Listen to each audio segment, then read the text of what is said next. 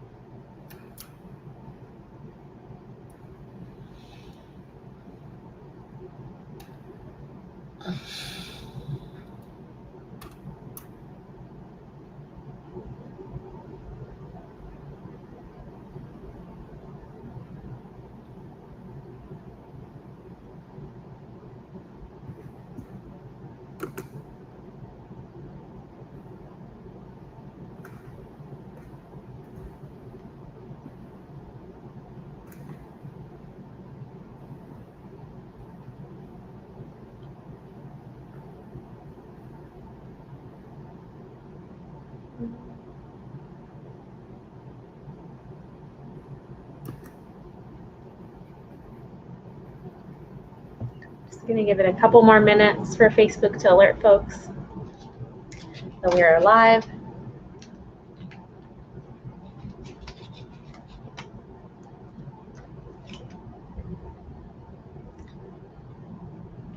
And as you all are starting to hop onto our broadcast, please do us a huge favor by engaging with this video. You can react to it with thumbs up, hearts, those nice caring emojis, or you can also start giving us some comments in the comment section. And we'll kick off here in about another minute or so.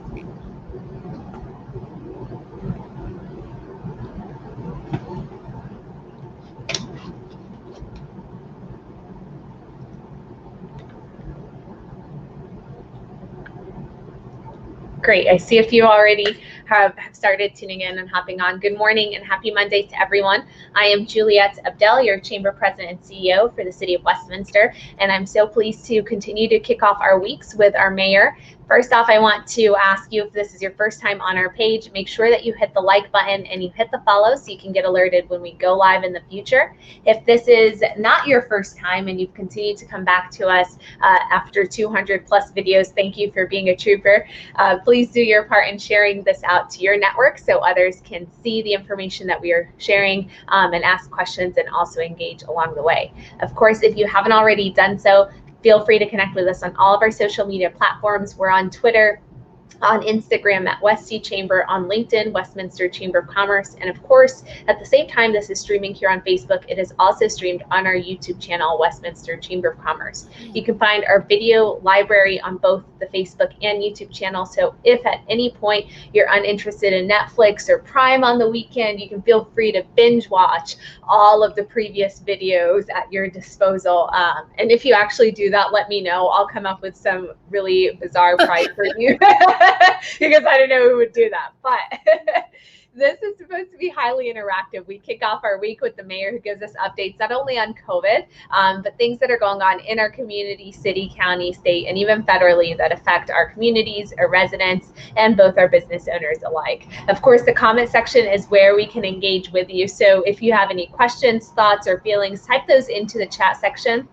Whether it's about the information that we shared today or if it's about something else that we may not touch on, we still want to know what the content is that you're hoping to hear from us about. I see a few different faces that are on here. Daniel, thank you for giving me a reaction on this video. Our past board chairman, Brian Head, giving us a nice good morning to both the mayor and myself, and our other past chairman, Brian Dice, giving us a good morning message. We liked Brian's for some time on our board, if you guys can't tell. But I'll turn this over. Before I turn this over, Peter Brissett, our current chairman, is chiming in and giving us a nice good morning message, both to the mayor and myself. Thank you for all of our current and past chairmen that are tuning into this broadcast. Mayor Seitz, good morning again, and thank you for hopping on here with me. Good morning, Juliet, and thank you for having me, and thank you to everyone who has tuned in. Even if your name is not Brian, spelled with a Y, we are happy to have you here. So before I get started on city updates, I did want to let everyone know that today, June 21st, is Child Tax Credit Awareness Day. So this is the most significant investment the federal government has made in the American families and children in decades. And today's a day of action to get the word out far and wide about the new tax credits, and also for qualifying family, the monthly payments of $250 to $300 for each child that is part of the American Rescue Plan. So today, Colorado's Senator Michael Bennet, who has been a champion of this effort, is hosting a Facebook Live event this afternoon at 5 p.m. To talk about this. He'll be joined by a tax expert to answer any questions about the new credit and to find out if you're eligible to receive payments. I think to get the credit itself, I think you have to make under $150,000 as a couple. But don't take my word for it. Juliet will put the link in and you can listen to Senator Bennet and a tax expert talk about it. The other update I wanted to give you is in regards to RTD, our transit district. So there are some engagement opportunities for the upcoming September service change, fair study, and equity analysis. And this is really important. A lot of workers get around on transit, and we need to make sure that they have transit that meets their needs, the needs of the business community and then the needs of our residents. So there's opportunities for you to participate. The first of which is going to be Monday, June 28th at 5:30 p.m. Juliet will include the links for all of these, but you can also just go to the RTD website to check in on this. But remember, this is a transit district that's here to serve you, so you're going to want to have your voice heard. The next is Thursday, July 1st at 5:30 p.m., then Wednesday, July 7th, and then if you want to just have a town hall meeting that there's going to be prior to those, there is one on the 6th or on June 30th at 6 p.m. And I believe the link to that one has been included as well. It's just rtd-denver.com/town hall. If you've been wanting to get back on the bus for work, but you've just been nervous because of capacity limits, you didn't want to wait for a bus to find out that there's not space for you, I have good news. RTD has lifted all of the capacity limits on their services. So that should make it a little bit more dependable and easier to use. Then I will now go into Westminster City Council updates unless there's any questions on those two items. No questions yet for all of you that are hopping on. I see Tara tuning in. We have some information on RTD engagement opportunities. Those links, including the days, the times, and the call-in numbers are included for you in the comment section, along with the link related to the child tax credit and any questions that you may have if you qualify or what that looks like for you. Mayor, I'll have you continue on. All right. So last week, you may recall that I talked about our agenda for that night. And one of the major things that was on the agenda was staff's proposal to raise water and sewer rates. The majority of council voted not to accept staff's recommendation on that rate increase. So staff has asked for feedback to see if there's some level of rate increase that is acceptable, or is this just holding the current rates? There was some feedback from one council member that they'd like to eliminate the third tier. So staff is trying to understand, is that proposal to stay revenue neutral, which would mean we'd have to increase rates in the first and second tier, or is it a decrease in revenue? And if it is a decrease in revenue, we keep first and second tiers where they're at and eliminate the third tier. What would that mean for our debt obligations? So I think there's going to probably be a discussion tonight to just make sure staff heard council, has all of their questions answered, so they can give us at the next meeting kind of a list of options on what we can do from here and how they would impact the city's utility. Are there any questions on that? I think that was a great summary to a lengthy conversation that was had for anyone that was tuned in on that. I think everyone was raising some good questions from the dais, and appreciate just kind of the actual discussion that was had. I know that was the feedback that we had heard after the appointment was, what's going on? Why aren't people sharing their perspective? And I think this was a good example of each of the counselors actually speaking to this. So if you have not tuned into that, you can always tune into any of the City Council meetings on the City of Westminster's YouTube channel. Of course, as Mayor Seitz has referenced, that has moved on into the process of what alternative ways can they look at water rates and still support the quality and the needs that we have in terms of our water infrastructure. I see one of our Jeffco electeds. Do you mind if I pull this up on here? Every now and then Jerry does this, and he'll go in here and he'll be like, here's an update from the county to taxpayers. I would love it. I'm trying to read it, but it looks truncated on my end. So if you can pull the full thing up, I can't read all of it. So one of our electeds, Jerry Tagillo out in Jeffco. Thank you, Jeff, for hopping on, Jerry. He's sharing that as of June 10th, Jeffco is approximately 8% lower in property tax collection than in June of 2020. That, as many people may know, including the county of Jeffco, have just adopted the all clear pandemic status on May 16th. Many taxpayers are still struggling to pay their property taxes, and that several counties have received substantially less than the average year, with many businesses and individuals still struggling to recover from COVID-19. So thank you, Jerry, for that update. It's great for us to hear kind of how things are still being affected post-COVID. And it's not really post-COVID because COVID's still going on, but as things are reopening, what these effects are still having on our different levels of government.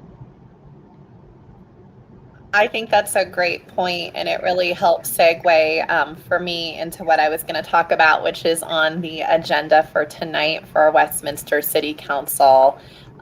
So the first thing that we're going to be looking at is, again, we're talking infrastructure quite a bit lately, but tonight it's more focused on our streets. And so there was a proposal, there was on our agenda a few weeks back, the night we had technical difficulties, a discussion about our street maintenance plan.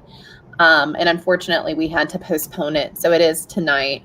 But we really, our streets in Westminster, we have a great team that works really hard to keep up with the needed repair, but we are falling behind. And to balance the budget in 2020 with the anticipated COVID impacts, we actually had to pull our belt a little tighter even. And so we are kind of seeing some impacts to the level of our street repair. And so we will have a presentation on that. But it is obvious, I think, to anyone looking that we need to increase the amount of funding on our street repair. It looks like, before I go into the next item, it looks like Jerry is not done. He has some more updates for us from Jeffco, and I just think we should pop in here and probably finish that out. Yes. But if anyone has questions on our street condition, please feel free to pop them in. Absolutely. Thank you so much, Mayor Seitz. This was a nice combination to one of the comments that you were just making as it relates to study session. Jerry, your comments will not fall on deaf ears. So he has continued to say that in an effort to collect on the delinquent properties and to make special districts in the county whole with regard to collection and distributions, that his office will be waiving delinquent property tax interest. So this is actually per Senate Bill 279, which would allow him to do this from June 16th through September 15th to encourage property owners to pay their delinquent property taxes in 2021. So it's still declared an emergency in Colorado, and not everyone is recovering at the same time, of course, with the same speed for COVID-19. So this is a one-year only measure to help taxpayers out. So Jerry's just reemphasizing that they are still waiving late payment interest through September 15th of 2021.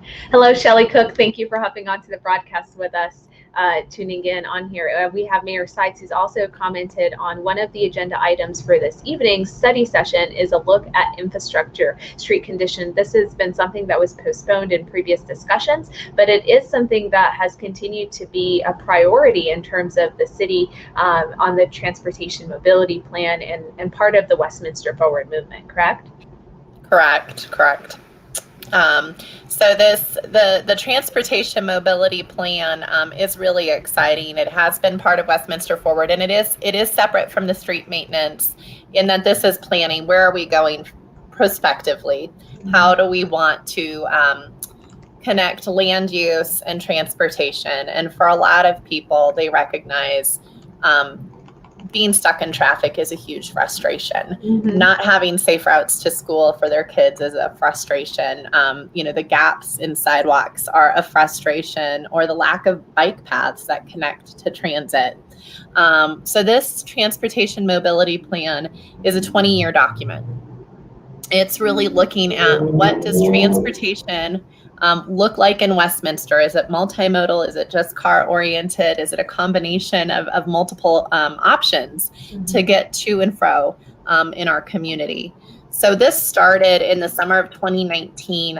We launched our very first transportation and mobility plan, and it's part of this Westminster Forward initiative. We've talked to you guys about it a lot. There's probably even some engagement fatigue from your members around this, but we appreciate that you've all been such active participants. This proposal tonight is on the third and final phase of the development of the plan. Council has been given updates along the way, the most recently being in 2020 on the first two phases of the plan. It's comprised of strategies and actions to guide implementation near, mid, and long-term transportation mobility improvements and supportive policies and programs, resulting in safer, more reliable, connected, and accessible transportation networks for all users. It was completed in 3 phases, as I've mentioned, and we've been updated on the first 2 already. The first phase was values, issues, and trends. It was an assessment of the current and future conditions of Westminster's network, understanding the community's transportation and mobility needs, and that helped develop the plan, vision, and goals. The second phase was trade-offs, so understanding trade-offs, strategies, and priorities. And I think that's, everyone knows, we have to, there's an opportunity cost for every dollar you invest one place, you're not investing it in another. So trying to figure out what is the most appropriate way to stretch our dollars and to plan most effectively for future needs. And this is our third phase. It's a confirmation. So develop a draft and final proposal. And I think I should mention, for each one of these phases, there has been separate community outreach.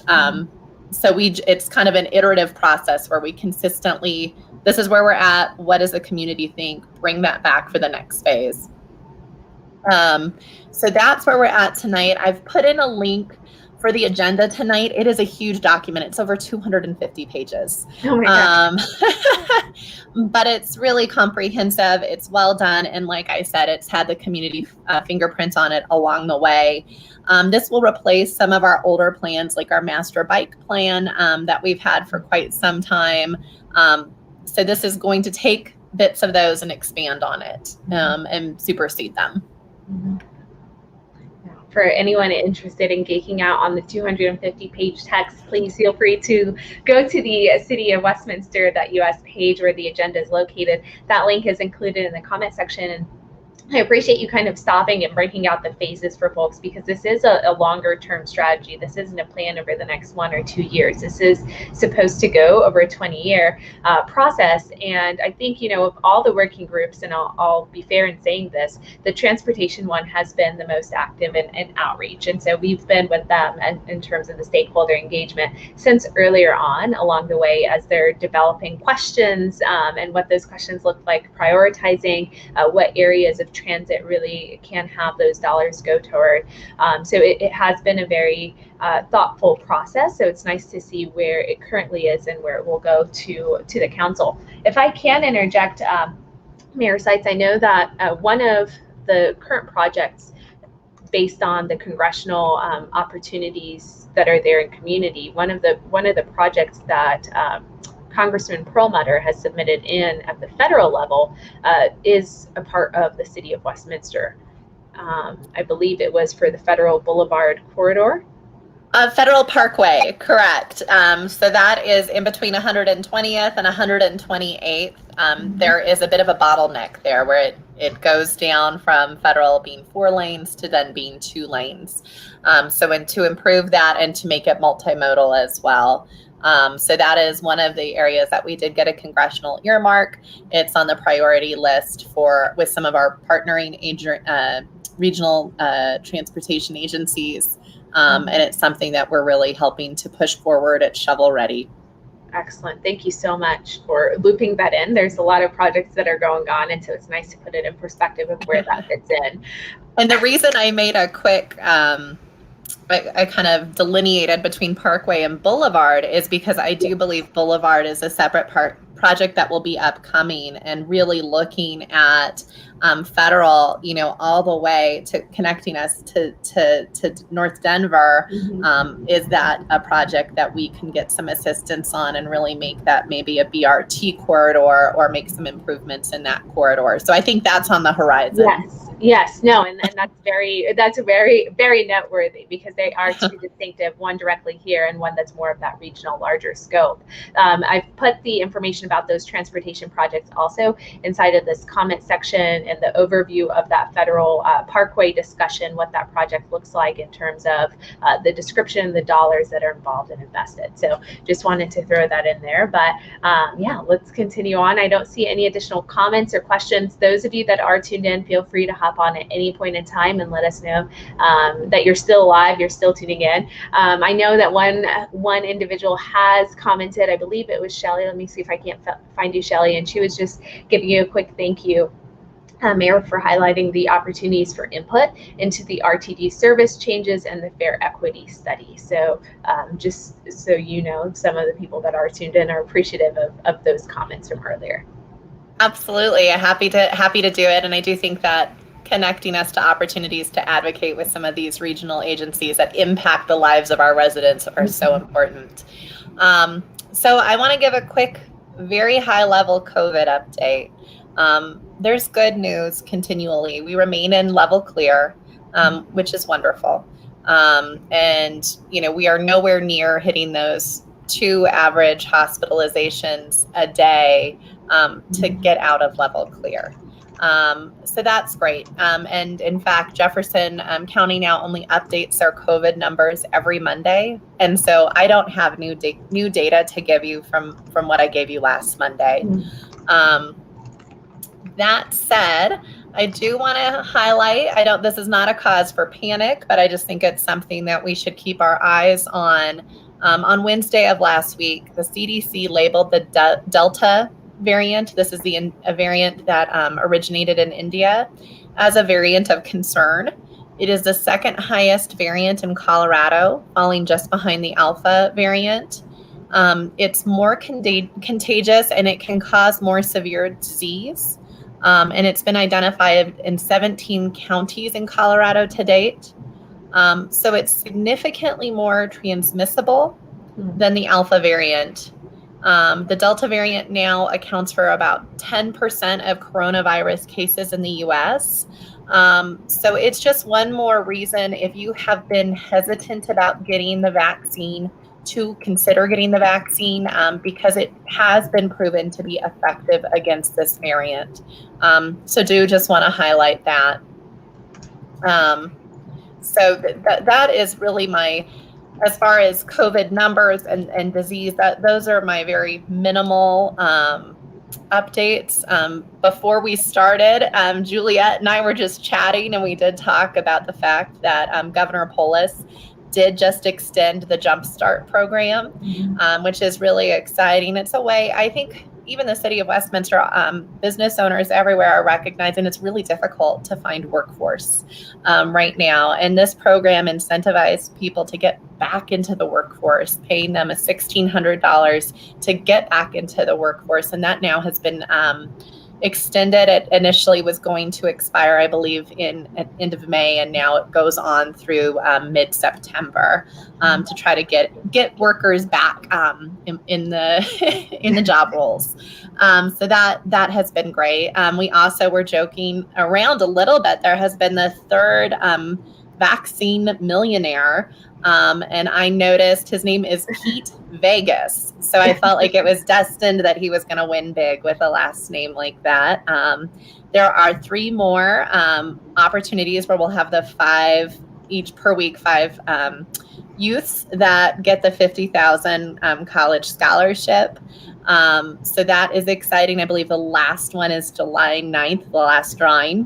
Mm-hmm. And I don't know if people saw, I think for kids that are pretty young that win, they're ways off from college, the money goes into an interest-bearing account so that they'll be sure to have at least $50,000, if not more, by the time they're ready for school.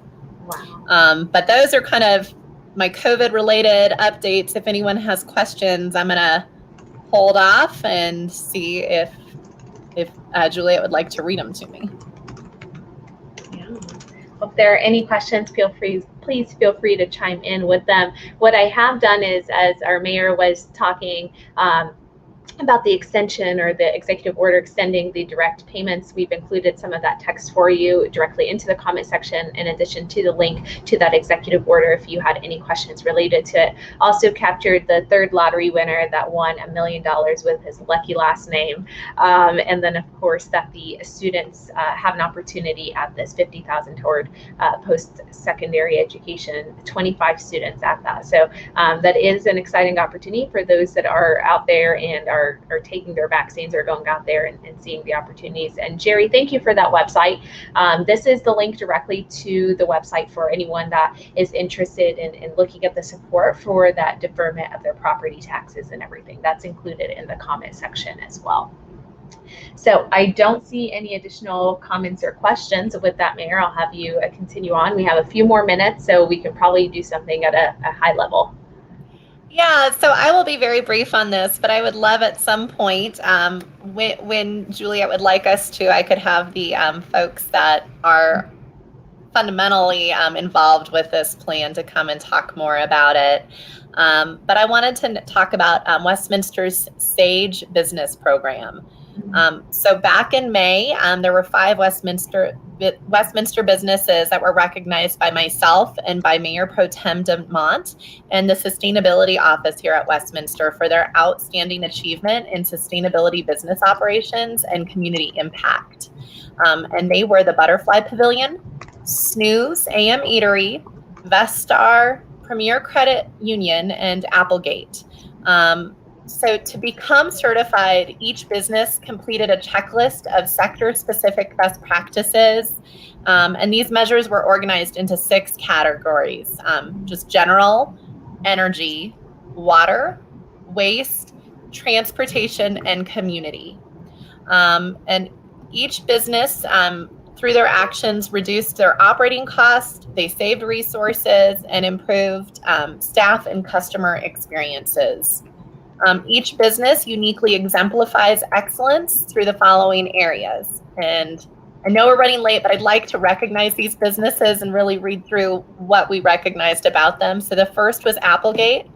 The office has gone almost completely paperless and uses virtual documentation.